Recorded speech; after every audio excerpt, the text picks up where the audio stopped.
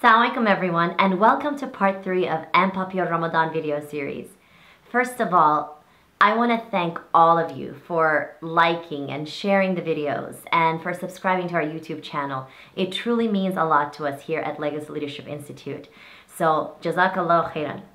Now, yesterday we spoke about having some Ramadan resolutions. So I hope that you actually took that and sat down and thought about it and wrote down 5 things that you want to achieve during this month. Now today, I want to talk about something that's crucial in terms of achieving those goals, in terms of getting those resolutions, really just working on them and getting them done. Now we know most people will have these New Year's resolutions, for instance, and by February, March, they'll stop. They'll just say, oh, well, it just didn't work.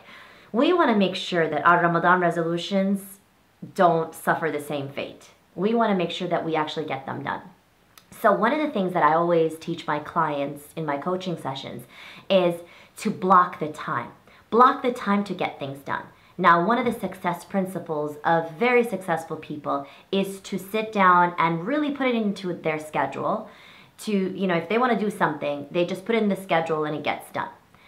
Think of a student, for instance. If you're a student, or most of you have been a student sometime in your lives, you go to school, you have, let's say, 8 to 8:45, you have calculus. The bell rings, and then you go to another class. Let's say you have English literature from 8:50 until 9:45.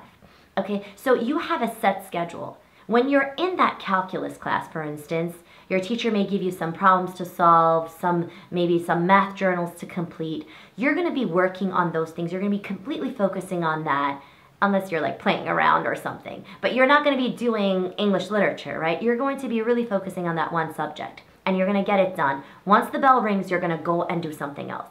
And that really works because you're focusing, you're giving your attention to this one thing. Now, in our society nowadays, multitasking is so overrated. People have multiple tabs open on their computers. They're trying to get so many things done at the same time. But the problem with that is you never get to be present, and you never really get to focus on that one task that you're doing. So let's say you're reciting Quran, right? And you also have like multiple tabs open here, like checking your email and maybe updating your Facebook status, like, oh, just completed my juz'a of the day, right? And then you're not going to be really focusing on getting your memorization or, getting your recitation done, maybe having your meaning, reading the meaning along with it. You're not going to be getting that done. So it's very important to block the time. For instance, if you're reading the Quran, block the time every single day. Promise to yourself. Personally, what I do, and it's been working beautifully, after each salah, after Fajr, let's say Dhuhr, Asr, Maghrib, Isha, I spend 15 minutes or so sitting down reading 5 pages. A juz'a is about 25 pages. So if you do the same thing, if you want to schedule that time after each salah, 15 to 20 minutes, depending on how fast you read, sit down, block that time, get it done, and don't get up from your seat until you're done with it. Okay? Trust me, it's doable. Don't say to yourself, well, I have other things to do. You have to put this as a priority, right? So whatever you put down as your Ramadan resolutions, they have to be your priority.